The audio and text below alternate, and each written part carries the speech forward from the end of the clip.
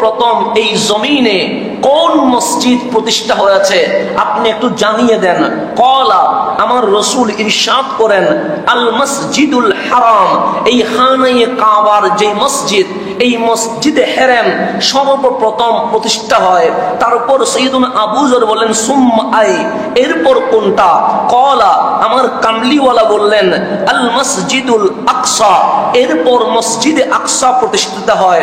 সৈয়দুনা আবু যর বললেন, আমি বললাম কাম কানা বাইনাহুমা, এই দুইটা মসজিদ, সর্বপ্রথম বাইতুল্লাহ তথা মসজিদে হেরেম, এরপর মসজিদে আকসা যেটা ফিলিস্তিনের মধ্যে আছে। এরপর আমি জিজ্ঞেস করলাম এই দুইটার মাঝে গ্যাপ কতটুকু, কয় বছর গ্যাপে গ্যাপে হয়েছে? তখন কামলিওয়ালা বলেন আরবাউনা সানা, সর্বপ্রথম বাইতুল্লাহ মসজিদে হেরেম হওয়ার পর ঠিক 40 বছর পর ফিলিস্তিনের জমিনে মসজিদে আকসা হয়ে গেছে। তাহলে প্রথম মসজিদ মসজিদে হেরেম, দ্বিতীয় মসজিদ মসজিদে আকসা। এরপর সকল নবীরা ওনাদের অঞ্চলে মসজিদ বানিয়েছেন। এরপর আমার কামলিওয়ালা মদিনায় আসলেন, মসজিদে কোবা বানিয়েছেন। এরপর কামলিওয়ালা মদিনাতুল মুনাওয়ারার মাসকানে আসলেন, মসজিদে নববী বানিয়েছেন। একটু গভীরভাবে যদি খেয়াল করেন, সর্বপ্রথম মসজিদে হেরেম হয়েছে, এরপর হয়েছে মসজিদে আকসা। তাহলে সর্বপ্রথম খানায়ে কাবা যিনি প্রতিষ্ঠা করেছেন উনি তো আল্লাহ। এরপর জমিনে এসে যিনি ভিত্তি প্রস্তর করেছেন উনি আদম আলাইহিস সালাম। এর ঠিক 40 বছর পর বাবা আদম ফিলিস্তিনের জমিনে মসজিদে আকসা প্রতিষ্ঠা করে দিয়েছেন। তা আমরা জানি এই মসজিদে নামাজ পড়লে যেই সওয়াব হবে প্রতি রাকাতে, মসজিদে হেরেমে গেলে 1 লক্ষ সওয়াব বেশি দেওয়া হবে। কথা ঠিক না? আজকে জুমার নামাজ আমরা পড়ব, 1 রাকাতে মালিক যেই সওয়াব দিবে, আর যারা মসজিদে হেরেমে পড়ছে আজকের জুমা, তারা আজকে আমাদের চেয়ে প্রতি রাকাতে 1 লক্ষ সওয়াব বেশি পেয়ে যাবে। কথা ঠিক না? এরপর মসজিদে আকসায় 25,000। কিন্তু আজকে যারা প্রশ্ন তুলছে যে যদি মদিনায় যেতে হয় তাহলে মসজিদে নববীতে যাইও, মসজিদে নববীর নিয়ত করিও, কিন্তু রওজার জিয়ারতের নিয়ত করিও না। তো মসজিদে নববীর নিয়তে গিয়েছো, যদি সুযোগ হয় রওজায় একটা সালাম দিলে দিবা, না দিলে কোনো দরকার নাই, কারণ এটা হজের কোনো অংশ নয়। তো একটা জিনিসটা মনে রাখবেন, মসজিদে হেরেমে গেলে 1 রাকাত সমান 1 লক্ষ, মসজিদে আকসায় গেলে 1 রাকাত সমান 25,000। আর আমার রসুল বলছেন মসজিদি, হাদিস খুলেন, মসজিদি, মসজিদ মানে মসজিদ, মসজিদি মানে আমি নবীর মসজিদ। যেমন এটা মসজিদ, যদি বলি আমার মসজিদ ঈমান চলে যাবে, সেই জন্য মসজিদ ওয়াকফ করতে হয়, ওয়াকফ করে দিতে হয়। কেন? মসজিদ ব্যক্তির হয় না। আমরা মাঝে মাঝে বলি এটা আমার দাদার মসজিদ, এটা আমার নানার মসজিদ, ঈমান চলে যাবে। কারণ মসজিদের সাথে ব্যক্তি সম্পর্কিত হয় না, মসজিদের সাথে মাওলা সম্পর্কিত হয়। কথা ঠিক না? কারণ মসজিদকে কি বলা হয়? বাইতুল্লাহ। বাইতুল্লাহ মানে কার ঘর? আল্লাহর ঘর। সেই জন্য আল্লাহর হাবিব বলছে তোমরা জান্নাতে দৌড়ায়া দৌড়ায়া যাও, দৌড়ায়া। এমনি রসুল অর্ডার করেছেন হাঁটবে ধীর গতিতে, মানে স্পিডে দৌড়ায় হাঁটিও না, কারণ দৌড়ানোটা ভালো নয়। কিন্তু যখন মসজিদের কথা আসছে, রসুলে আরবি হচ্ছে দৌড়ায়া দৌড়ায়া যাও। সবাই বললেন হাবিব আপনি তো বললেন বেশি স্পিডে যাওয়াও ভালো না, বেশি ধীর গতিতে যাওয়াও ভালো না, মিডলে থাকা ভালো, আল ওয়াসতিয়া ভালো। কিন্তু হঠাৎ বললেন দৌড়ায়া যেতে, যাবো কোথায়? কামলিওয়ালা বলে ইলাল জান্নাহ, জান্নাতে যাবা। সাহাবায়ে কেরাম অবাক হয়ে গেছে, দুনিয়াতে আবার জান্নাত পাবো কই, দৌড়ায়া যাবো কেমনে? সবাই অবাক হয়ে বললেন হাবিব জান্নাত তো বাদাল মওত, বাদাল হাশর, বাদাল কিয়ামা, জান্নাত যাবো তো কিয়ামতের পরে, আর আপনি বলছেন এখন দৌড়বো। কামলিওয়ালা বলে পৃথিবীর সমস্ত মসজিদ একটা জান্নাত, সুতরাং তোমরা মসজিদে যখন যাবা দৌড়ায়া দৌড়ায়া চলে যাও। সেই জন্য মসজিদ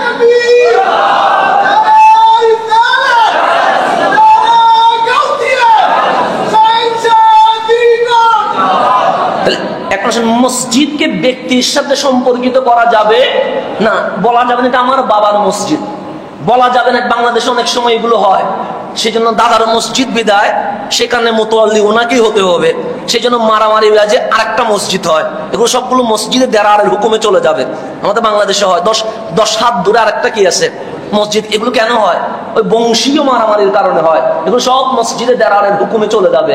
মসজিদ নিয়ে কোনো বাপদাদা চলে না, মসজিদ নিয়ে বংশ পরম্পরা চলে না, মসজিদ নিয়ে কোনো প্রকার গ্রুপিং চলে না। মসজিদ নিয়ে আজ বাংলাদেশে নিউজ হয়, আপনারা দেখেছেন, এক মসজিদের কারণে 7টা মসজিদ হয়েছে। কিছুদিন আগে দেখলাম প্রত্যেকটা মসজিদে দেরারের হুকুমে চলে যাবে, একটাও নামাজ কবুল হবে না। কেন? বাপ দাদা নিয়ে মারামারি করছে। তাহলে মসজিদ আমার বলা যাবে না, বললে ইমান শেষ। মসজিদ বাবার বলা যাবে না, ইমান শেষ। মসজিদ দাদার বলা যাবে না, ইমান শেষ। মসজিদ নানার বলা যাবে না, ইমান শেষ। কেন? ওয়াকফ করে দাও। ওয়াকফ কার নামে? মাওলাকে দিয়ে দাও। মসজিদ আল্লাহর, জমিনও আল্লাহর, মসজিদও আল্লাহর। তো দুনিয়াতে কেউ আমার মসজিদ বলতে পারে না, কিন্তু আমার হাবিব কামলিওয়ালা বলছে মসজিদি, আমার মসজিদ, আমার মসজিদ, আমার মসজিদ। পৃথিবীর জমিনে কেউ আমার মসজিদ বলতে পারে না। আমার ভাই বলতে পারে, আমার ঘর বলতে পারে, আমার বাড়ি বলতে পারে, আমার গাড়ি বলতে পারে, কিন্তু আমার মসজিদ বলতে পারে না। কিন্তু কামলিওয়ালা বলে, যেই মসজিদের ডেলি 5 বার আমি কদম রাখি, সেই মসজিদের দেওয়ালে আমি হেলাম দেই, সেই মসজিদের মিম্বরে আমি বসি, যেই মসজিদের মিম্বরে আমি সংসদ সাজাই, যেই মসজিদের দরবারে বসে আমি সমস্যার সমাধান করি, এটা মসজিদি। সেই জন্য এটার নাম মসজিদে আকসা নয়, এটার নাম মসজিদে হেরেম নয়, এটার নাম মসজিদে নববী। নববী মানে নবীর মসজিদ, নবীর মসজিদ। কামলিওয়ালা বলে মসজিদি। কেউ যদি আমার মসজিদে আসে, 1 রাকাতে 50,000 সওয়াব হয়ে যায়। তার মসজিদে, আমার মসজিদে। নবী বলছেন মসজিদি। কেউ যদি আমার মসজিদে আসে, 1 রাকাতে কত হবে? তাহলে প্রথম মসজিদে হেরেম, এরপর মসজিদে আকসা। হেরেম হচ্ছে 1 লাখ, আর আকসায় গেলে কত? 25। আর 1400-1500 বছর আগে কামলিওয়ালার পবিত্র হাতে হইল মসজিদে নববী। এটাকে আমার নবী সেকেন্ড স্টেপে নিয়ে এসে বলছে মসজিদি। আমার মসজিদে আসলে কয় হাজার? 50,000। তো নবীর মসজিদে আসলে যদি, যেখানে নবীজির কদম লেগেছে, যেখানে নবীজির জিসমে আথার লেগেছে, যেখানে নবীজির পিঠ মোবারক লেগেছে, ওই মসজিদে আসলে যদি 50 হয়, যেখানে কামলিওয়ালা খুদ নিজেই আসে, ওখানে গেলে কি হবে? যেখানে কদম লাগছে, এখানে আসলে কয় হাজার? আর যেখানে খুদ নিজেই আছে, সেখানে গেলে কি হবে? তো একটা জিনিস মনে রাখবেন, আমি একটা জিনিস বলি, গাড়ি এটা রব্বুল আলামিনের নিয়ামত, বাড়ি এটা রব্বুল আলামিনের নিয়ামত, চাকরি আমার আল্লাহর নিয়ামত, ব্যবসা আমার আল্লাহর নিয়ামত, আমি নিঃশ্বাস নিচ্ছি নিয়ামত, আমি চোখে দেখছি নিয়ামত, আমি হাত পা নাড়ছি নিয়ামত, আমি জিকির করছি নিয়ামত, আমি মসজিদে আসছি নিয়ামত, আমি নামাজ পড়ছি নিয়ামত। এক কথায় আমার সামনে পিছনে ডানে বামে উপরে নিচে যা দেখছি, যা দেখছি না, যা চলছে, যা চলছে না, যা অনুধাবন করছি, যা অনুধাবন করতে পারছি না, সকল কিছু কার নিয়ামত? এটা অস্বীকার করার কোন সুযোগ আছে? নাই। তাহলে নিয়ামত দিয়েছেন কে? এখন শুকরিয়া করতে হবে কার? সেই জন্য কোরআন শুরু হয়েছে আলহামদুলিল্লাহ। শুকরিয়া করবো কার? একটা জিনিস মনে রাখবেন, গাড়ি নিয়ামত, বাড়ি নিয়ামত, সংসার নিয়ামত, পোলাপাইন নিয়ামত, আমার যা আছে সবকিছু নিয়ামত। কিন্তু একটা জিনিস মনে রাখবেন, এগুলো সবগুলো বোনাস। এগুলো সব কি? বোনাস। এগুলো বোনাস থাকলেও যা, না থাকলেও। আপনার 10টা বিল্ডিং আছে, মারা যাবেন, তো থাকলেও যা, না থাকলেও তা। রিক্সাওয়ালা বিল্ডিং ছাড়া চলতে পারছে না, পারছে তো, তাহলে এগুলো বোনাস না? রিক্সাওয়ালা যদি রিক্সা একটা দিয়ে চলতে পারে, আমার 10টা বিল্ডিং এর দরকার নাই, তো আমিও যদি আল্লাহ আমাকে বিল্ডিং না বানাইতেন, আমি ওইভাবে চলতাম, তাহলে এটা আমার কি? বোনাস।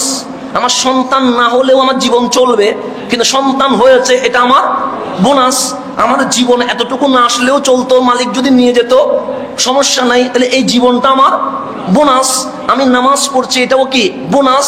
কিন্তু আসল নিয়ামত হচ্ছে যদি মালিক আমাকে ক্ষমা করে দেয়, এটার চেয়ে বড় নিয়ামত আর কিছুই নাই। আপনি সমগ্র কিছু কামাই করলেন, যেমন ধরেন বুশ, ধরেন না, বুশের কি নাই? সব আছে তো, আমেরিকার দুবার প্রেসিডেন্ট হয়েছে, ক্ষেপণাস্ত্র আছে, সেনাবাহিনী আছে, র্যাব, পুলিশ, আর্মি আছে, ক্ষমতা এত বেশি, ইরাক, আফগান সবগুলো কি করে দিয়েছে, নাশ করে দিয়েছে। উনি কথা বললে বাংলাদেশের প্রেসিডেন্ট, আমরা কাফা দূরের কথা, বাংলাদেশের প্রেসিডেন্টও কি হচ্ছে, কাফা শুরু হয়ে গেছে। তাহলে সব আছে না নাই? আছে। নাই কি ওনাদের জীবনে নাই এরকম কিছু আছে? সব আছে। কিন্তু কাল হাসরের ময়দানে যখন দাঁড়াবে তখন হিসাব হবে কি হবে না? হবে। আল্লাহ বলবে সম্পদ, উনি বলবে আছে। টাকা, উনি বলবে আছে। মানুষ, উনি বলবে আছে। পাওয়ার, উনি বলবে আছে। দাপট, উনি বলবে আছে। অস্ত্র, উনি বলবে আছে। মিলিয়ন বিলিয়ন ডলার, উনি বলবে আছে। সব আছের কাতায় আছে, কিন্তু মালিক যেটার কারণে মাফ করবে দেখা গেল সেটাই নাই। তাহলে সবগুলো কি আছে, কিন্তু মূল জায়গায় ঈমানের বেলায় তা আল্লাহ কি মাফ করবে? আল্লাহ বলবে যা, কোথায় চলে যা? জাহান্নামে চলে যা। এত কিছু থাকার পরেও মালিক যখন মাফ করে নাই, তখন ওনাকে যখন বলবে যা জাহান্নামে, উনি বলবে ইয়া লাইতানি কুনতু তুরাবা, কাশ আমি যদি মাটির সাথে মিশে যেতে পারতাম। তাহলে আজ ক্ষমতা স্টপ হয়ে গেছে, দাপট স্টপ হয়ে গেছে। ভাবছে আমি যদি আজ গরু ছাগল হইতাম, আমি যদি অন্তত কুকুর হইতাম, আমি যদি অন্তত শুকর হইতাম, তাও তো ভালো ছিল। কেন আমি মাটির সাথে মিশে যাইতাম? ইয়া লাইতানি কুনতু তুরাবা, আমি মাটির সাথে মিশে যাইতাম। তাহলে আল্লাহ সব দিয়েছে, কিন্তু ক্ষমা করে নাই। তাহলে ক্ষমা না করা, এটাকে আফসোস করে কোরআন বলছে। তারা বলবে ইয়া লাইতানি কুনতু তুরাবা, যদি কাশ এই গরু ছাগল মহিষের মতো মাটির সাথে মিশে যেতে পারতাম। কেন ক্ষমা হয় নাই? ক্ষমা হয় নাই। তো আল্লাহর কোরআন স্টাডি করে আমরা বুঝলাম যা নিয়ামত পেলাম সবগুলো বোনাস, শুধুমাত্র মাফ করা, ক্ষমা করে দেওয়া। আমার মালিক যদি বলে যা মাফ করে দিয়েছি, এটার চেয়ে বড় নিয়ামত আর কিছু নাই। তো আমার মালিক বলছে কাবা দেখেছো, সওয়াব হবে, দোয়া করলে দোয়া কবুল হবে। হেরেমে গিয়েছো, নামাজ পড়ো, 1 লাখ হবে। মসজিদে আকসায় গিয়েছো, 25,000 হবে। মসজিদে নববীতে গিয়েছো, 50,000 হবে। কিন্তু আসল নিয়ামত ক্ষমা, ক্ষমা। আমার মালিক বলছে লাউ আন্নাহুম ইযলামু আনফুসাহুম জাউকা, আরে ক্ষমা যদি পাইতে চাও, মসজিদ নয়, মসজিদ নয়, কাবা নয়, কাবার কাবা, কামলিওয়ালার কদমে চলে যাও।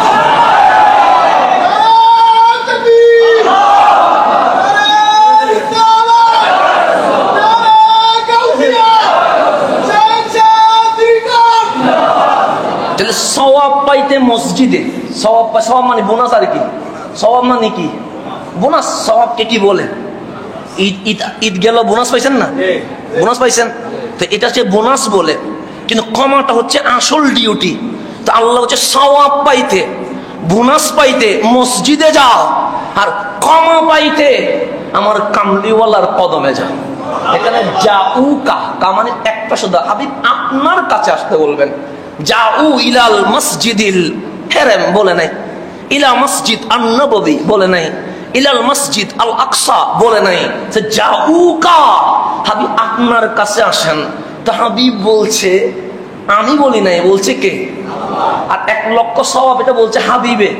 এটা রাসূল আরবি বলছে যে সওয়াব কত লাখ, মসজিদে হেরেমে 1 লাখ। এটা কোরআন বলে নাই, এটা রহমতুল্লিল আলামিন। মসজিদে নববীতে 50,000, এটা কোরআন বলে নাই, এটা রহমতুল্লিল। মসজিদে আকসাতে 25,000, এটা কোরআন বলে নাই, এটা রহমতুল্লিল। মসজিদে কওবাতে 2 রাকাত নামাজ পড়লে কবুল উমরার সওয়াব, এটা কোরআন বলে নাই, এটা বলছে রহমতুল্লিল। তো আল্লাহ বলছে হাবিব আপনি যেহেতু কাউসারিয়তের শান পেয়েছেন, আপনি বেশি বেশি করে বোনাসের কথা বলছেন, কিন্তু আসল জিনিস মাফ। মাফ, এই মাফ কোথায় পাবে এটা আপনি বলিয়েন না, কারণ নিজের শান নিজে বলে না। আর হাবিবের শান তো মাহবুব বলবে, হাবিবের শান কে বলবে? তো আমি বলছি যাউকা, যদি মাফ নামের আসল জিনিসটা চাইতে চাও, মসজিদ নয়, যাবে কোথায়? হাবিবের কদমে। সেজন্য অনেক আশেক আছে হজে যায় নিয়ত করে যাব তো নবীর কদমে, সুযোগ পাইলে তওয়াফ করব। এটা আশেকদের নিয়ত আর কি। আশেকের নিয়ত, হাসান আল বসরির নিয়ত আর আমার নিয়ত কি এক করতে পারবেন নি? এরকম নিয়ত আশেকের নিয়ত। যাবো তো কামলিওয়ালার কাছে, সুযোগ পাইলে কি করে নিব? এটা ইমাম মালিকের নিয়ত, আমার নিয়ত না। এটা সৈয়দুনা মালিকের নিয়ত। যাবো তো নবীর কদমে, সুযোগ পাইলে তওয়াফ করে নিব, সুযোগ পাইলে। কিন্তু এটা আগের নিয়ত করছে কামলিওয়ালার। কেন? আসল নিয়ামত মাফ, মাফ। তা আল্লাহ বলছে, হাবিব যদি আপনার কদমে চলে এসে, ওদের ডিউটি একটা, ওরা আপনাকে সামনে রেখে রহমানের দরবারে ক্ষমা চাইবে, তা আপনি চুপ থাকলে হবে? রাসূল, আপনিও তাদের পক্ষ হইয়া মালিকের দরবারে সুপারিশ করতে থাকবেন, আর আমি গ্যারান্টি, ওয়ারেন্টি দিচ্ছি তাদের জীবনের গুনাহ মাফ করে দিব। আমার হাবিবের শান তো কাউসারিয়তের কথা, ঠিক না? তো আল্লাহর হাবিব বলেন, আমার কাছে আসলে শুধু গুনাহ মাফ হবে তা নয়, আমার পাশে লাগানো মসজিদ যেটা বানাই দিছি, ওখানে আসলে একটা বোনাসও দিব, সেটা হচ্ছে 50,000 সওয়াব মিলে যাবে। এখন উম্মত বোনাসের মাহফিল করে, কিন্তু আসল নিয়ামতের মাহফিল করে না। তো এখন আপনি বোনাসের কথা বলেন যে এখানে গেলে এটা হবে, এখানে গেলে এটা হবে। আরে মাফ ছাড়া জান্নাত মিলে না। মালিক যদি বলে মাফ করি নাই, 1 লক্ষ সওয়াব দিয়ে কি করবেন? মালিক যদি বলে মাফ করি নাই, 50,000 দিয়ে কি করবেন? মালিক যদি বলে মাফ করি নাই, 25,000 দিয়ে কি করবেন? কিছু করতে পারেন। আপনি কি আল্লাহকে বলতে পারবেন নামাজ পড়ছি সওয়াব দিতে হবে? বলতে পারবেন? সুযোগ আছে? আপনি বলছেন আল্লাহ আলাইসাল্লাহু বিআহকামিল হাকিমিন, তুমি কি আহকামুল হাকিমিনকে এখনো মনে করতে পারছো না? ওখানে তোমার কি কথা চলবে? তোমার কি অবজেকশন চলবে? এখানে তোমার কি শুনানি চলবে? এখানে তোমার কি কথা শোনা হবে? আরে বিচার তো আমি করব, বিনা বাক্যে কোনো কথাই চলবে না। আমি আল্লাহ যারে ইচ্ছা মাফ করব, এখানে কেউ কথা বলার সুযোগ নাই। আমি আল্লাহ যারে ইচ্ছা জাহান্নামে দিব, এখানেও আওয়াজ করার কোনো সুযোগ নাই। রব্বে করিম বলছে বিচার আমার কাছে। তো সেখানে আপনি কেমনে বলবেন আমি জুমা পড়ছি সওয়াব দিবা না কেন? আমি নামাজ পড়ছি সওয়াব দিবা না কেন? আল্লাহ বলছে দিব না। তোর আমি নিঃশ্বাস দিয়েছিলাম, তোকে আমি চোখের জ্যোতি দিয়েছিলাম, তোকে আমি রিজিক দিয়েছিলাম, তোকে আমি পানি দিয়েছিলাম। মালিক বলবে আবার এখানে কি চাস? সব তো দুনিয়াতে নিয়ে নিয়েছিস, আবার এখানে কি? তো রব্বে করিম আপনাকে যদি ফেলে দেয়, বের করে দেয়, এখানে কিছু করার কোনো সুযোগ আছে? নাই। আল্লাহ বলছে আসল নিয়ামত হচ্ছে মাফ, ক্ষমা।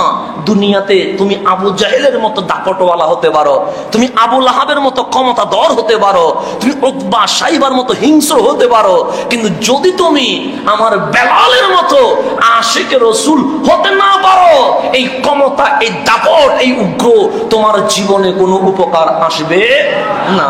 তা আমি যেটা বলতে যাচ্ছিলাম, মসজিদ নিজের বলা যায় না, কিন্তু যখন মসজিদের নববী বলছে, হাবিব বলছে মসজিদি, আমার মসজিদ, সেদিন থেকে নাম হয়ে গেছে মসজিদে নববী, নবীর মসজিদ, নামই নবীর মসজিদ। আপনি নিয়ত করবেন যাব নবীর মসজিদে, কেমন বেহায়া নিয়ত করছে যাবো কার কাছে? নবীর মসজিদে। এই বেহায়া এতটুকু বলতে পারছে না যে যাব নবীর কাছে। যাবো কার কাছে এটা বলতে পারছে না। আল্লাহ যেন তাদেরকে ওই কথাটা বলার তৌফিক নসিব করে। আমরা কাউকে বদদোয়া করি না, আমরা সবসময় কি করি? দোয়া করি। এটা আমাদের অভ্যাসের মধ্যে চির নিয়ম হচ্ছে আমরা বদদোয়া করব না, আমরা দোয়া করবো। এখন আসেন আদবের জায়গায়।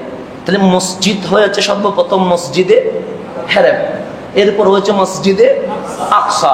আমার নবী এসে মসজিদ যেটার দামি করলেন, এটার নাম মসজিদে নববী। এই হচ্ছে ইতিহাস। এখন আসেন রসুল আসলেন হজে, এখানে হজের কথাও চলে আসছে। সেদিন আবার ঈদের দিন, মানে কোরবানির কথাও চলে আসছে। তা আমরা কোরবানি করলে কি করি? যেমন আমরা যখন রমজানে ঈদের নামাজ পড়ি, কিসের নামাজ? ঈদের নামাজ। আমাদের মুসল্লিরা যতক্ষণ ইমাম খতিব নায়েবে ইমাম ওনাদের সাথে মোলাকাত করে না, ততক্ষণ যায় না, কথা ঠিক না? কিন্তু যেদিন কোরবানির নামাজ হবে, সেদিন বলে মোলাকাত পরে আগে জবে করে আসি। মসজিদ আগে কি হয়ে যায়? খালি হয়ে যায়, কথা ঠিক। তখন মনে মনে বলে কখন তাড়াতাড়ি শেষ করে, হুজুর মুনাজাত লম্বা করা যাবে না, খুতবা লম্বা করা যাবে না, তাকরীর লম্বা করা যাবে না, নামাজ লম্বা করা যাবে না, কারণ বাস্তবতা তো। তা আমরাও এরকম, আমরা যখন খতিব হয় নাই, আমরাও তো এটাই করছি, যেটা সত্য কথা। এখানে লুকানোর কিছুই নাই, আপনার দোষ দিয়ে লাভ নাই, সেটা আমারও তো ছিল। তো আমি খতিব হয়েছি বিধে আমি বেঁচে গেছি, না আমিও দোষ দিতাম। তো যেটা সত্য কথা, মিম্বরে যেটা আমি উঠে গেছি, আমার দায়িত্বের কারণে আমাকে শেষ মুসল্লি পর্যন্ত কি করতে হচ্ছে। তা আমি যদি খতিব না হইতাম, হয়তো বা আপনাদের সকালের আগে আমি চলে যেতাম। স্বাভাবিক দায়িত্ব আমাকে এখানে দাঁড়া করে রাখছে, সুতরাং দোষটা আপনার বললে ভুল হবে। সবারই একই। তাহলে কোরবানি আসলে তো তাড়াহুড়া বাড়ে কি বাড়ে না? বাড়ে। যেমন আমি কোরবানি দিন দেখলাম 8টার ভিতর সব শেষ, আলহামদুলিল্লাহ। আপনারা আমাকে দ্রুত বিদায় দিয়ে দিয়েছেন, আমি তো খুশি হয়েছি, কারণ আমি অনেক জায়গায় যেতে পারছি না। আপনারা যদি আমাকে দাঁড় করে রাখতেন তাহলে আমার তো আর অনেকক্ষণ সময় যাইতো এবং আমার সমস্যাও হয়ে যেত। আলহামদুলিল্লাহ, তো কোরবানিতে আমার দ্রুত চলে যায়। তো এখানে কোরবানিও ছিল এবং ঈদের দিনও ছিল, আবার হজের দিনও ছিল। এখন আসেন, একদিকে 1.25 লক্ষ সাহাবী, একদিকে 1.25 লক্ষ সাহাবী, সবাই কোরবানি করবে, কারণ হজে আসছে। হজ করলে কোরবানি করতে হবে কি হবে না? হবে, স্বাভাবিক বিষয়। আপনি হজে যখন গেছেন, আপনার উপর কোরবানি দম দেওয়া কি হয়ে গেছে? ওয়াজিব হয়ে গেছে। আপনি কোরবানি করবেন, এতে কোনো সন্দেহ? আপনি বাংলাদেশে আছেন, কোরবানি ওয়াজিব হলে করবেন, ওয়াজিব না হলে ছেড়ে দিলেন, কোনো সমস্যা। হজে যখন গেলেন, তাহলে 1.25 লক্ষ সাহাবী কোরবানি করবে, কামলিওয়ালাও কোরবানি করবে ঠিক ঈদের দিন। হজ শেষ করে ক্বালান নবী, এটা আমার কথা না, এটা বুখারী মুসলিমের কথা। ক্বালান নবী সাল্লাল্লাহু আলাইহি ওয়াসাল্লাম বিমিনা, আমার নবী মিনায় মিম্বরে দাঁড়ালেন, ইরশাদ করলেন, আতাদরুনা আইয়ু ইয়াউমিন হাযা, তোমাদের মধ্যে কেউ কি আছে আজকের দিবসটা নাম কি জানো কি না? কেউ আছে?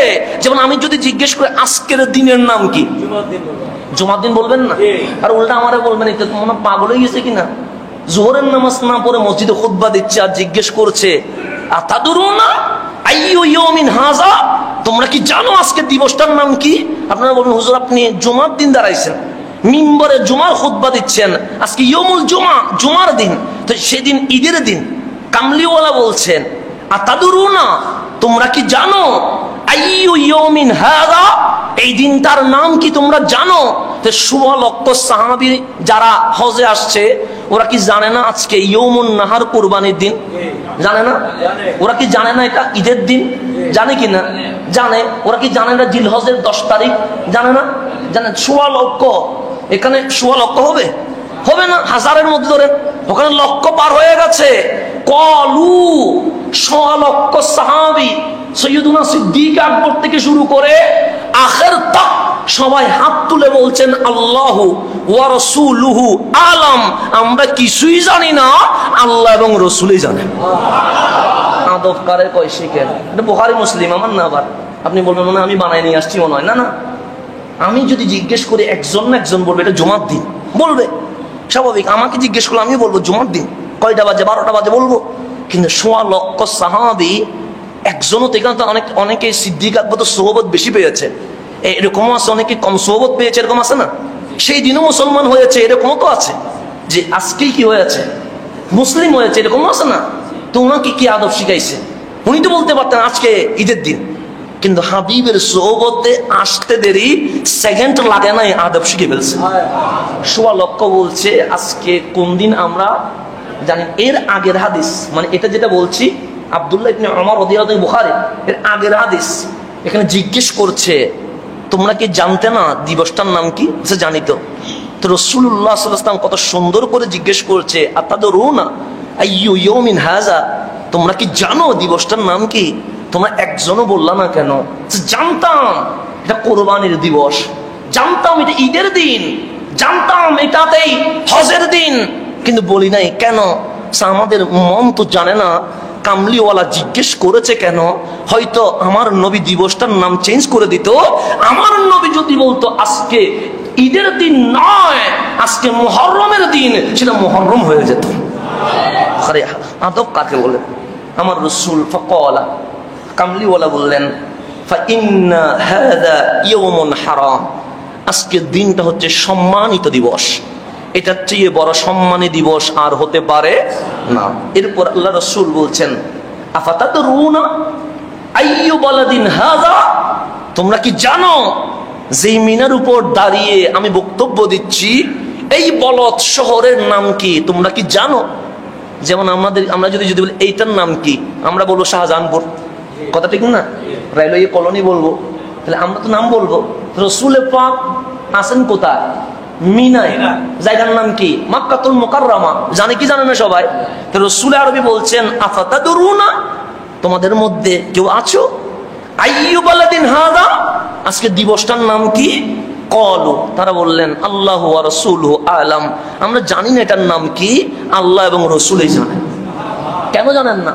কোরআন তো বলছে, আপনি জানবেন না কেন? কোরআন বলছে। কোরআন কি বলছে? কোরআনের মধ্যে কোরআন নিজে বলছে যে এই ইন্না আউওয়ালা বাইতিন উদিয়া লিন-নাসি লাল্লাযী বিবাক্কা, বিবাক্কা, কোরআন বলছে প্রথম ঘর যেটা মানুষের জন্য বানানো হয়েছে এটা বিবাক্কা, জায়গার নাম বাক্কা, যেটাকে আমরা মক্কা বলছি।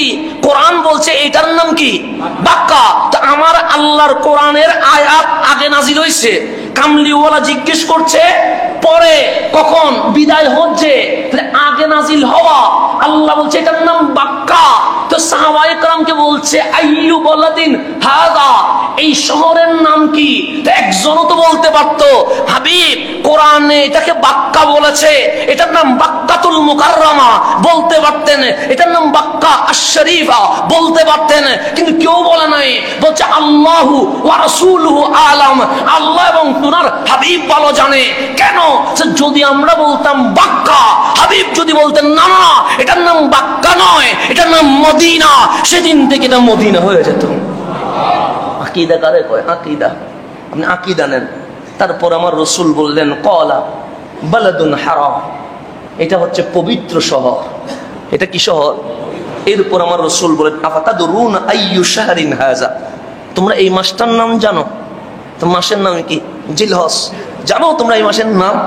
ক্বালু, ওনারা বললেন আল্লাহু ওয়া রাসূলুহু আলাম, আমরা জানি না এই মাসের নাম কি। হাবিব বললেন শাহরুন হারাম, এটা পবিত্র শহর। দেখেন একটা বারের জন্য কোনো আওয়াজ করছে?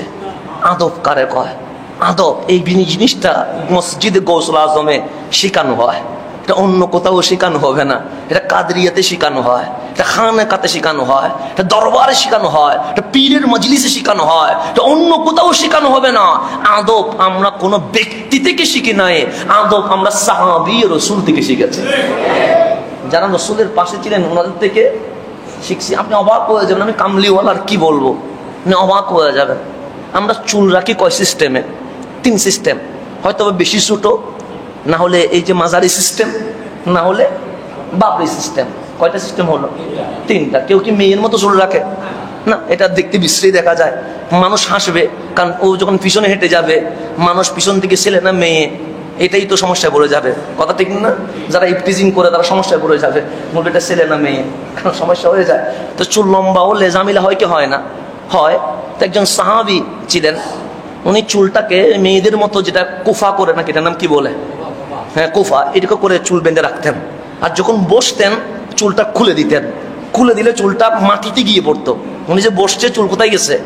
তো মাটিতে। তো লম্বা চুল রাখলে মানুষ একটু টিটকারি করে না, বলছে এটা কিছু কম চুল মাটিতে পড়ে গেছে, মেয়ের মতো চুল।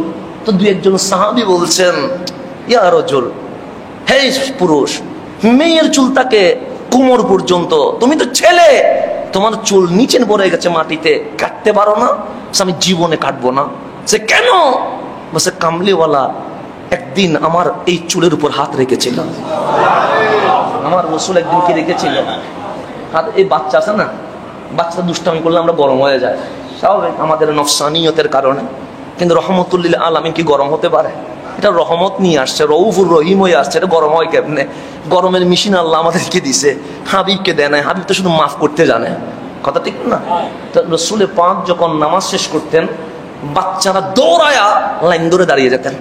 তো আমার রাসূল যাওয়ার সময় সবার মাথায় হাত বুলাইয়া দিতেন। এটা রাসূলের পাকের সুন্নাহ ছিল প্রতি নামাজে, শুধু জুমার দিন না, 5 ওয়াক্ত নামাজেও বাচ্চারা রাসূলের পাক বের হচ্ছে দরজার সামনে দাঁড়িয়ে যাবে। কেন? আজ কামলিওয়ালার নূরানি হাত লেগে যাবে। তো ওই সাহাবী দেখছেন যে আমার কামলিওয়ালা বাচ্চাদের হাতে কি রাখেন? বাচ্চাদের মাথায় হাত রাখেন। বসে এই সুযোগটা আমার বয়স হওয়ার কারণে আমি নিব না, এটা তো হতে পারে না। তো বাচ্চারা যখন লাইন ধরে দাঁড়িয়েছে, রাসূল আরবি যাচ্ছে আর হাত মাথায় বুলিয়ে দিচ্ছে, উনি তাড়াতাড়ি পাগড়িটা খুলে মাথাটা গায়ে দিচ্ছেন। আমার রাসূল ওনার মাথার উপরও হাত বুলাই দিয়েছেন। বলছে এই চুল কাটি কেমনে? এই চুলের উপর তো রহমতে আলম হাত দিয়ে দিয়েছেন। আমি সেদিন থেকে আর চুল নাপিতের দোকানে যায় নাই, নসিহত করে গেলাম মরণ পর্যন্ত এই চুল কাটবো না, যেদিন মরে যাব সেদিন আমার চুলগুলো কাটবা না, এই চুল সহ দাফন করে দিবা। কারণ মুনকার নাকির যখন আসবে আমাকে সওয়াল করার আগে আমি বলে দিব কামলিওয়ালা যেই চুলে হাত দিয়েছে ওই চুল নিয়েই তো কবরে আসছে। সাহাবী কারে কয়? সাহাবী ওনাদেরকে বলে।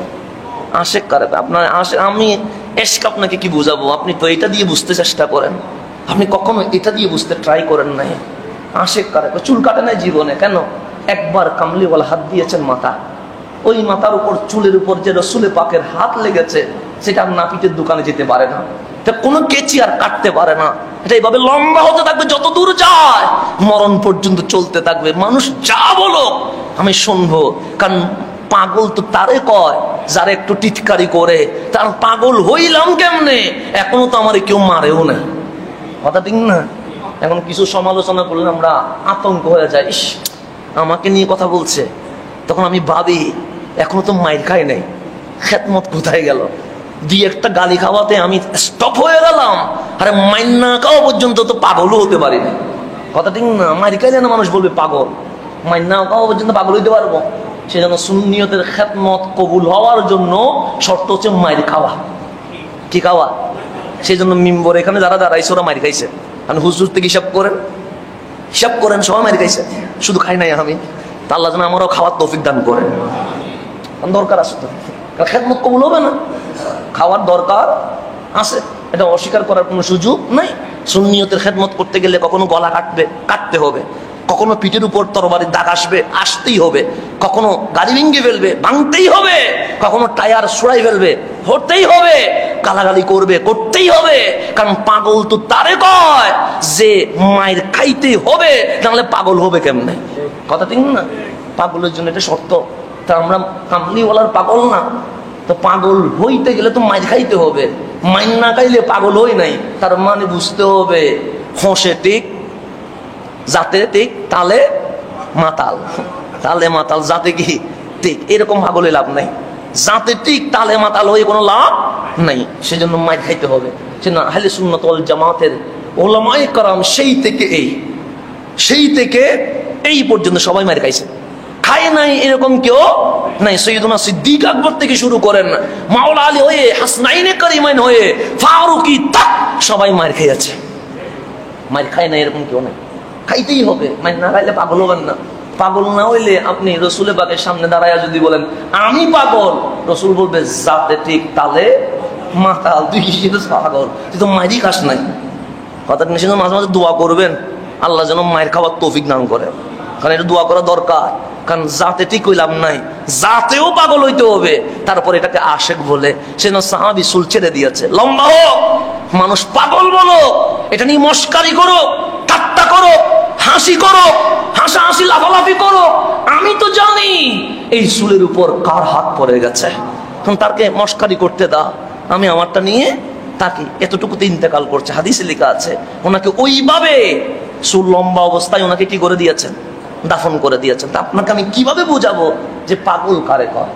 আপনার আমি কিভাবে বলবো যে পাগল আশেক কারে কয়?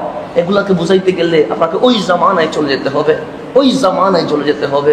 সেজন্য পাগল যখন পাগল হয়ে যায়, রসুলে আরবের শরীর মোবারক যখন জান ওয়াকফ হয়ে গেছে, তখন পড়ে আছে, ফারুক আজম তরবারি বের করে বলছেন আমার নবীর কেউ মরা বললে আমি গর্দান 2 ভাগ করে ফেলাম। এটারে পাগল বলে। এটার কে বলছে? নবী তো ঘুমাইছে। কে বলছে মারা গেছে? কেউ যদি মরা বলে 2 কূপ করে ফেলবো। সবাই দেখলেন ওমরকে থামানো যাবে না, সবচেয়ে যিনি নরম সিদ্দিক আকবর, উনি বলছেন আমাকে শক্ত হতে হবে, নাহলে ওমর তো থামবে না। মিম্বরে উঠে খুতবা দিয়েছেন, ফারুক আজম নরম হয়েছেন। আশেক তো তারে কয়, আশেক তো তারে কয় এমন পাগল হতে হবে যেই পাগল শুধু মাইর খাবে, মাইর না কইলে সাথে পাগল বলে না। সেই জন্য সাহাবায়ে কেরাম এরকম পাগলামি করেছে। কেউ চুল লম্বা করে দিয়েছেন, কেউ ওই নবীজির ড্রেসটা রেখে দিয়েছেন, কেউ রসুলের নখ মোবারক রেখে দিয়েছেন, কেউ রসুলের দাড়ি মোবারক রেখে দিয়েছেন, কেউ রসুলের চুল মোবারক রেখে দিয়েছেন। রসুল যে পাত্রে পানি পান করেছে, আর সেই পাত্র যখন মা আয়েশার ঘরে, তখন মানুষ লাইন ধরেছে। আম্মা জান আয়েশা থেকে বলতেন, এই আম্মা জান, রসুল আরবি যেটাতে পানি পান করেছে ওই পাত্রটা একটু বাহির করে দেন, আমরাও পানি পান করে বরকত নিতে থাকবো। এরকম ছিল পাগলামির দৃশ্য। এগুলাকে বলতে গেলে জুমার পর জুমা চলে যাবে, কিন্তু আলোচনা কি হবে না, শেষ হবে না। তো রসুল আরবি বললেন, এই মাসটা পবিত্র মাস, তার দিবসটাও পবিত্র, মাসটাও পবিত্র, শহরটাও। এরপর রসুল আরবি কি বলছেন, ফাইন্নাল্লাহ হাররামা আলাইকুম দিমাআকুম ওয়া আমওয়ালাকুম ওয়া আরাদাকুম কাহুরমাতি ইয়াউমিকুম হাযা ফি শাহরিকুম হাযা ফি বালাদিকুম হাযা।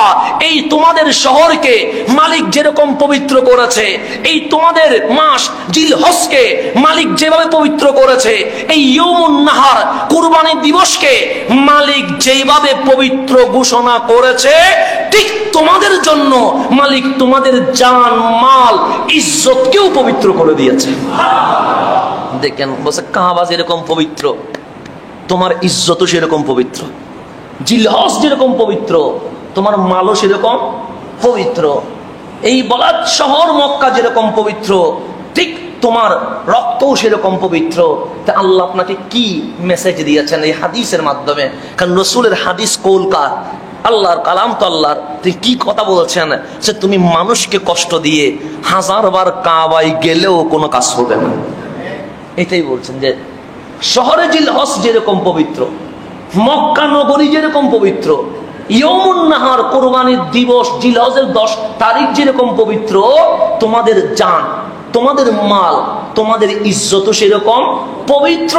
তুমি কাউকে খুন করে হেরেমে গেলে কোনো কাজ হবে না।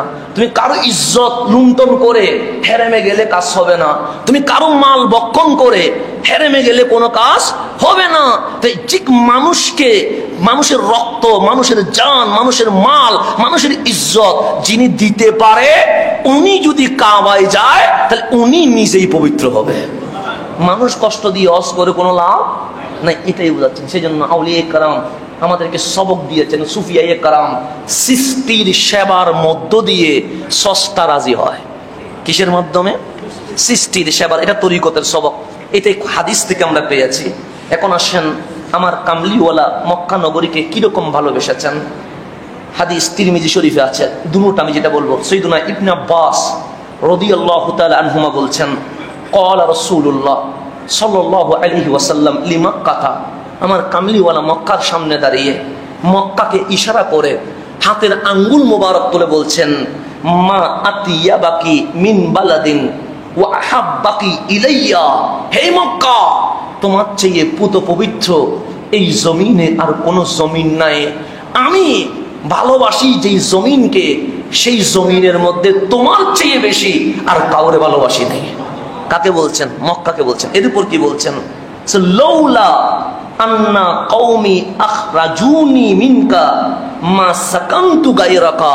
হে মক্কা, আমার কওম যদি আমারে বের করে না দিত, আমি নবী এই মক্কার জমিন ছাড়া অন্য কোন জমিনকে পছন্দই করতাম না, শুধু তোমাকেই ভালোবাসতাম। এরপর হযরতে আব্দুল্লাহ ইবনে আব্দি ইবনে হামরা আজ-জুহরি উনি বলছেন রাদিয়াল্লাহু তাআলা আন, উনি বলছেন রাসূল পাক যখন মক্কা থেকে বের হয়ে গেছে, হিজরত করবে, রাআইতু, আমি নিজের চোখে দেখছি। সাইয়্যিদুনা আব্দুল্লাহ বলছেন রাসূলুল্লাহ সাল্লাল্লাহু আলাইহি ওয়াসাল্লাম কামলিওয়ালাকে ওয়াকিফান আলাল হাজওয়ারা, হাজওয়ারা নামক জায়গায় রাসূল দাঁড়িয়ে আছে, যেটা মক্কা আর মদিনার মধ্যবর্তী স্থান। যখন হিজরত করছে, হাজওয়ারাতে দাঁড়িয়ে কামলিওয়ালা বলছেন, ওয়াল্লাহ, আল্লাহর কসম, ইন্নাকি লাখাইরু আরদিল্লাহ, নিশ্চয়ই তুমি আল্লাহর জমিনের মধ্যে সবচেয়ে উত্তম। ওয়া আহাব্বু আরদিল্লাহি ইলাল্লাহ, আল্লাহর পুরা মাখলুকাতের মধ্যে যত জমিন আছে, সমস্ত জমিনের মধ্যে আমার মালিক তোমাকেই সবচেয়ে বেশি ভালোবাসে, তোমার চেয়ে বেশি অন্য কাউরে ভালোবাসে না। এরপর আমার রাসূল বলছেন, লাউলা ইন্নী উখরিজতু মিনকা মা খারাজতু, যদি আমার কওম আমাকে বের করে না দিত, আমি কখনো মক্কা ছেড়ে চলে যেতাম না, আমি কখনো ইয়াসরাবকে মদিনায় বানাইতাম না, কিন্তু তোমার থেকে আমার কম, আমাকে বের করার কারণে আমি ইয়াসরাবকে মদিনায় মুনাওয়ারা বানাইয়া দিছি। এরপর কামলিওয়ালা বলছেন, তোমরা নিয়ত করিও। কি করিও? নিয়ত করিও। কিসের নিয়ত? আমরা নিয়ত করি না যে যদি কাশ আমার মরণটা যদি এই জায়গায় হয়, এরকম নিয়ত করি কি করি না? প্রত্যেক প্রবাসী মনে মনে নিয়ত করে আমার মরণটা যেন আমার এলাকায় হয়।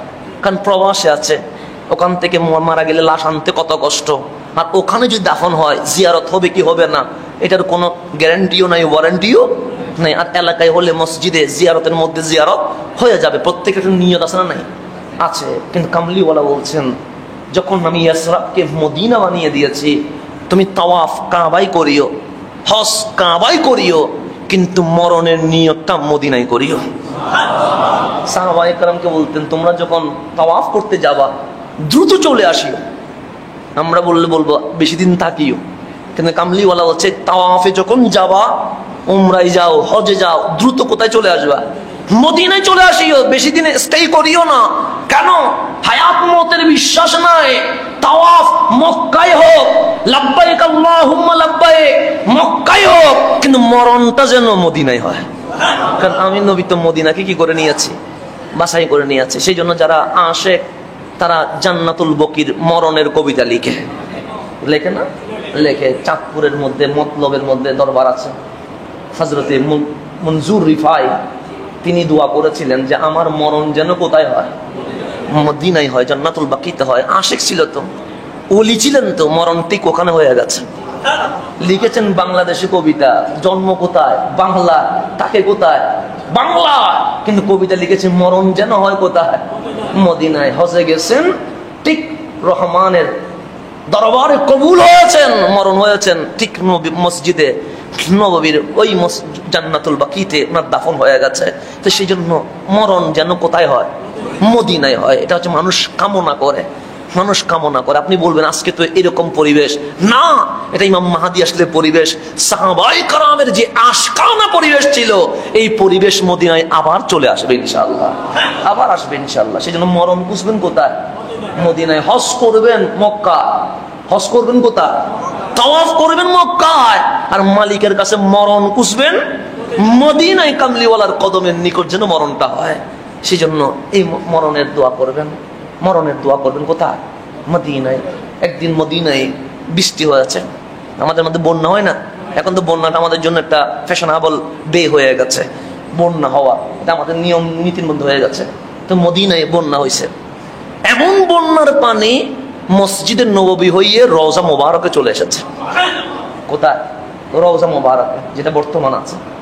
রওজা মোবারকে বন্যার সাইলাবে আমার নবীর রওজা মোবারক, সৈয়দনা সিদ্দিক আকবর ফারুক আজমের রওজা মোবারক খুলে গেছে, মানে গর্ত হয়ে গেছে। কিসের? বন্যার পানির ঢেউর কারণে।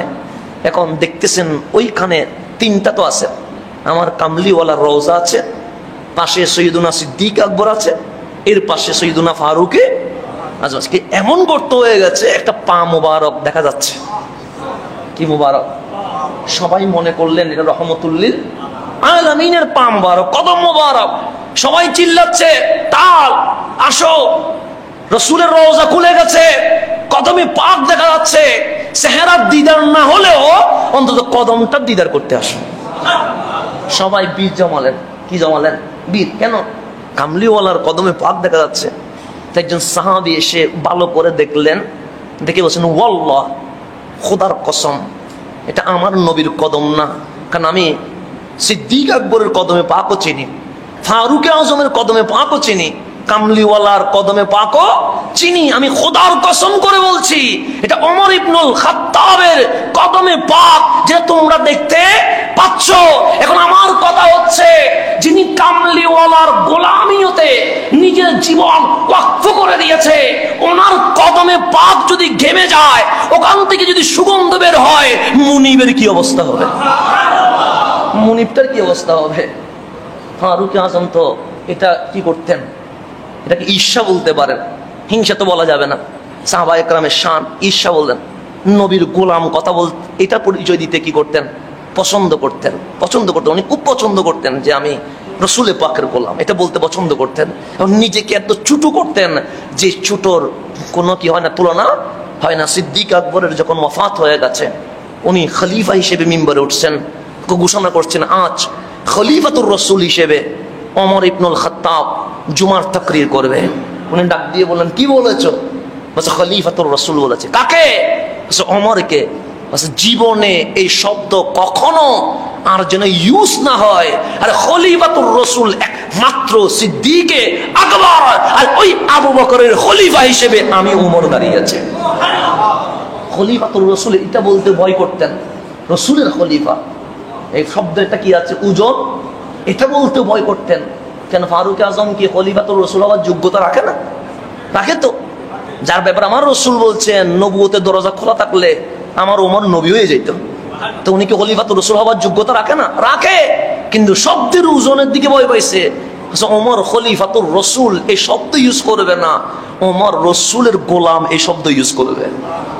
এটা হচ্ছে, আপনাকে এরকম বলতে গেলে আমাদের সময় চলে যাবে। তাখানে কাবার ব্যাপারে হাসান আল বসরি বলছেন, আন-নাজরু ইলাল কাবা ইবাদাতুন, কাবার দিকে তাকিয়ে থাকা এটা ইবাদত।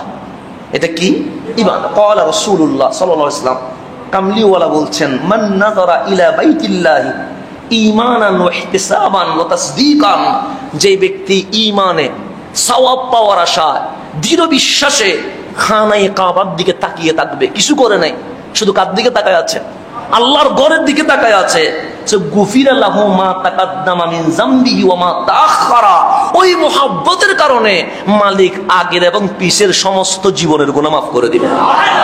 সুবহান হুশিরা ইয়াউমাল কিয়ামা মিনাল আমিনিন, আর হাসরের জীবনে যখন আমরা নফসি নফসি করব, তখন আমার মালিক তাকে আমিনিন, যারা নিরাপদ, যারা আরশের নিচে ছায়া পাবে, ওনাকে আরশের নিচে এনে আমিন বানিয়ে ফেলবেন। তারপর হাসান আল বসরি বলছেন, মান নাজারা ইলা বাইতি নাজরাতান, হাসান বসরি বলেন রাসূলের পাক ইরশাদ করেন, মান নাজারা ইলাল বাইত, যিনি আল্লাহর ঘরের দিকে তাকিয়ে আছেন, নাজরাতান মিন গায়রি তাওয়াফিন ওয়ালা সালাতিন, তাওয়াফও করছে না, নামাজও এমনিতে কি করে আছে, কাবার দিকে তাকিয়ে আছে। বলছেন, কানা ইনদাল্লাহি আজ্জা ওয়া জাল আফদালা মিন ইবাদাতি সানাতিন বিগাইরি মক্কা সাইমান ওয়া কাইমান ওয়া রাকিয়ান ওয়া সাজিদান, সে মক্কার বাইরে 1 বছর নামাজ পড়ছে, রুকু করছে, সিজদা করছে, লাগাতার রোজা রাখছে, ওই ব্যক্তি মাওলার কাছে যেই রকম ঠিক একটা লম্হা যে খানায়ে কাবার দিকে তাকিয়ে আছে, সে মালিকের কাছে ওই পর্যায়ে পৌঁছে গেছে। তারপর আমার কামলিওয়ালা বলছেন, আন-নাজরু ইলাল বাইত ইবাদা, খানায়ে কাবার দিকে তাকানো এটা কি ইবাদত। মান নাযারা ইলাল কাবা ঈমানান ওয়া তাসদীকান খারাজা মিনাল খাতায়া কায়াউমি ওয়ালাদাতহু উম্মুহু, যে খানায়ে কাবার দিকে ঈমানের সাথে সওয়াব পাওয়ার আশায় তাকিয়ে থাকবে, সে ওই রকম শিশুর মতো যে মায়ের পেট থেকে জন্ম নিলে যেরকম মাসুম হয়ে যায়, সেও সেই রকম মাসুম হয়ে যায়। এটার নাম হচ্ছে বাইতুল্লাহ। তো রব্বে করিম আমাদেরকে বাইতুল্লাহর বারবার জিয়ারত করার তৌফিক নসিব করুক। বাস আমার কথাকে শেষ দিকে নিয়ে আসতে হচ্ছে, আমার অনেক আলোচনা জমা হয়ে আছে, এগুলো বলতে গেলে আরো 2-3 জুমা লাগবে। আমরা আপাতত জিলহজ বছরের শেষ জুমা, তারপর মুহররম শুরু হবে, সেই সময় আমাদের শেষ জুমায় যেভাবে তাকরীর করা উচিত সেইভাবে করতে হবে। সেই জন্য আমি আজকে 2-1 মিনিটের মধ্যে এটাই বলছি। তো খানায়ে কাবার মধ্যে হাজরে আসওয়াদ আছে না নাই? আজ এইটাই কথা বলে শেষ। আমার কামলিওয়ালা বলছেন, ক্বালা রাসূলুল্লাহ নাযালাল হাজরুল আসওয়াদ মিনাল জান্নাহ, হাজরে আসওয়াদ এটা কোনো দুনিয়ার পাথর নয়, এটা কোত্থেকে আসছে? জান্নাত থেকে। সো হুয়া আশাদ্দু বায়াদাম মিনাল লাবান, দুধ যেরকম সাদা এর চেয়েও আরো বেশি কি ছিল? সাদা ছিল। কোনটা? হাজরে আসওয়াদ। এরপর আমার আল্লাহর হাবিব বলেন, ফাসাওয়াদাতহু খাতায়া বনি আদম, এই আদম সন্তান যখন খানায়ে কাবায় যাওয়া শুরু করছে, এই বনি আদমের গুনাহ যখন ওই সাদা পাথরে লাগছে, গোনাগুলো চুষতে চুষতে এই হাজরটা ছিল আবিয়াত সাদা হয়ে গেছে, হাজরে আসওয়াদ সম্পূর্ণ কালো হয়ে গেছে। আল্লাহ রাসূল বলছেন, ইস্তামতাউ মিন হাযাল হাজরিল আসওয়াদ, হাজরে আসওয়াদ থেকে ফায়দা হাসিল করো। কি করো? কেন? বলে কাবলা আন ইউরফা, এটাকে তুলে নেওয়ার আগে। তাহলে এই পাথর আজ জমিনে থাকবে না, যে কোনো সময় উঠে আনবে। কেন? মুসাফা ইন্নাহু খারাজা মিনাল জান্নাহ, এটা জান্নাত থেকে বের হইছে। আন্নাহু লা ইয়ামবাগি লিশাইইন খারাজা মিনাল জান্নাহ আল্লাহ ইয়ারজিআ ইলাইহা ক্বাবলা ইয়াউমিল কিয়ামা, এটা যতদিন থাকবে ততদিন কিয়ামত হবে না। আর এটা থাকলে কিয়ামত হওয়া সম্ভব না, কারণ জান্নাতের জানিস দুনিয়ায় থাকলে কিয়ামত হবে কেমনে? তা আমার মালিক যেদিন এটা জান্নাতে নিয়ে যাবে কিয়ামত হওয়ার কাজ শুরু হয়ে যাবে। তা আল্লাহর হাবিব বলে এটা যতদিন আছে নিয়ামত মনে করে ফায়দা হাসিল করো, কারণ দললেও ইবাদত, শুইলেও ইবাদত, চুমা দিলেও ইবাদত, গুনাহ জড়তেই থাকে। তা কাবার সাথে যেগুলো লাগে সবগুলো কি হয়ে যায়? দামি হয়ে যায়। এরকম বলতে গেলে যে রুকনে ইয়ামানি আছে, তারপর মাকাম ইব্রাহিম আছে, কামলিওয়ালা বলছেন এগুলো ইয়াকুত পাথর, কিসের? জান্নাতের। সে এতটুকু নূর ছিল যে আল্লাহ নূরটাকে চুবাইয়া দিয়েছেন। যদি আল্লাহ নূরটা দমিয়ে না দিতেন এটা পুরো বিশ্বকে আলোকিত করে রাখতো। তো এই পাথরগুলো উঠে যাবে। সেজন্য আল্লাহর হাবিব বলেন নিয়ামত থাকতেই কদর করো, কারণ দাঁত থাকতেই আমরা দাঁতের মর্যাদা বুঝি না। তো মালিক বলছে হাজারে আসওয়াদ থাকতে হাজারে আসওয়াদের মর্যাদা দাও, মাকাম ইব্রাহিম থাকতে মাকাম ইব্রাহিমের মর্যাদা দাও, রুকনে ইয়ামানি থাকতে রুকনে ইয়ামানির মর্যাদা দাও। তে আল্লাহর ঘর বাইতুল্লাহকে এইভাবে দামি করেছেন আমার কামলিওয়ালা রহমতুল্লিল আলামিন। আমার নবী বলেছেন কাবা, এটা কাবা হয়ে গেছে। আমার নবী বলেছেন ক্যাবলা, এটা ক্যাবলা হয়ে গেছে। আমার রসুল বলেন দেখা ইবাদত, এটা দেখা ইবাদত হয়ে গেছে। আমার রসুল বললেন এটাকে দেখলে গুনাহ মাফ হয়ে যায়, এটা গুনাহ মাফ হয়ে যাওয়া শুরু হয়ে গেছে। আমার রসুল যা বলেছেন প্রত্যেকটা গুণ খানায়ে কাবায় গুণান্বিত হয়ে গেছে। রব্বে করিম আমাদেরকে জীবনে একবার হলেও খানায়ে কাবার তাওয়াফ করার সুযোগ করে দিক। আমিন।